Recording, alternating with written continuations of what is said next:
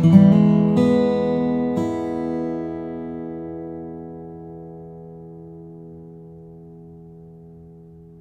everybody, Paul Huemler here with another dream guitar, and I'm here to tell you this is a dream guitar for me at least. This is one I would love to have for the rest of my life.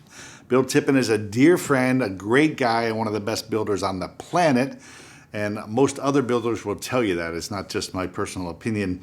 I've known Bill for, I don't know, as long as I've been doing dream guitars, because I met him in the very beginning when I was traveling around the country with Martin Simpson. And that's when I first met Bill and saw his guitars and got to visit his shop all those years ago. And he really has, even though he was a master builder then, he's just continued to grow and mature to the point where every guitar I touch these days is just magical. So let's talk about this one. A lot going on here. One thing about Bill's tone is Bill is, a lot of makers, more and more makers are going thinner with the tops, especially to try to get the tone and the energy. And that's one way to do it. It's not the only way to do it. Bill is a builder who, clearly the top is thin and voiced properly, but he doesn't need to go real thin to get bass and fullness and richness. It has a lot to do with the bracing inside for Bill, because Bill is one of the old guard sort of builders who really wants the guitar to hold up and last for 100 years.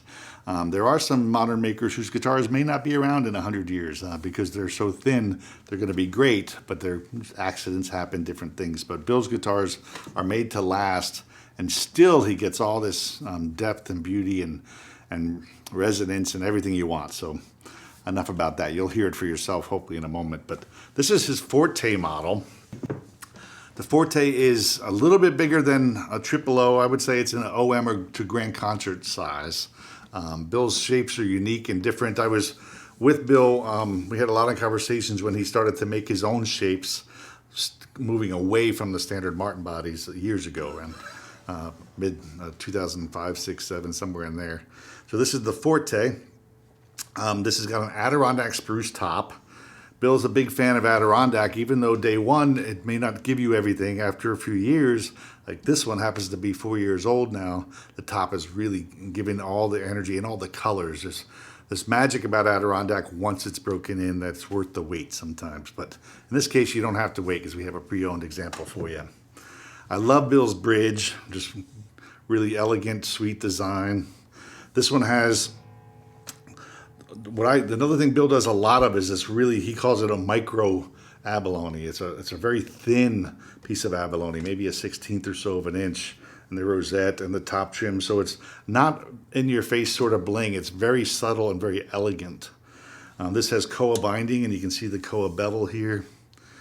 The bevel really helps on a guitar this size. It just makes the right arm really comfortable. I'm going to hold off on showing you the sound port. No, so I'll show you now. I was going to save it for later, but Bill has this wonderful sound port shape, which I really like. It's just big enough that you hear a good amount in your ear, but not too much. Some sound ports are too big, and I feel like you get a sort of a false sense of the sound. But this is just a really lovely design.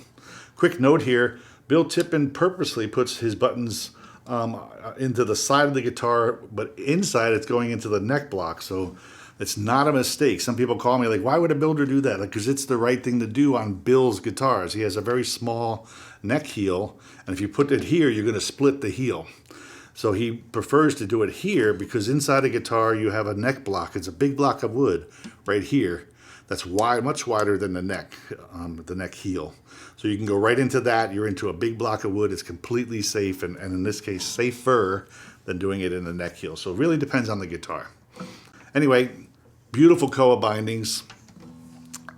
You've got Bill's fretwork is awesome. He taught me how to do refrets many years ago, and he's been doing so many frets for so many years. The playability is always great. I love his headstock shape. It's really unique and beautiful. When he was reworking his headstock, he would send me drawings, and I would go in the shop and make sure it didn't accidentally copy someone else. So I had a small hand in helping him come up with that shape. Gold Waverly tuners here with black pearl buttons. I really like these buttons. It's just elegant. And I apologize, I'm going to come back around the front for a second because I totally forgot the first fret flame. This is something Bill came up with. I sort of call it the first fret flame, even though it's a challenge to say. And then again, we got the micro abalone going up the fingerboard. So just enough to be beautiful and elegant. Mahogany neck shape, which he tones to blend into the darker body. He has this really beautiful neck heel shape. Again, like I said, it's very scooped, so there's lots of room for your hand to come up and keeps the neck heel small. And then Bill has one of the best stashes on the planet of really good old growth Brazilian rosewood. Over the years, I've seen him hand pick through boxes from Brazil where he would have a chance to pick out, just cherry pick maybe 5 sets, 10 sets, and then it would go on to other big companies and things. So he has some good wood. And it really comes out in the voice. You hear it. The ingredients definitely make the stew, right? So just a killer guitar. This is a 2017 Forte, 25.5-inch scale. Super versatile. If you're the kind of person looking for a guitar, first, that will inspire you.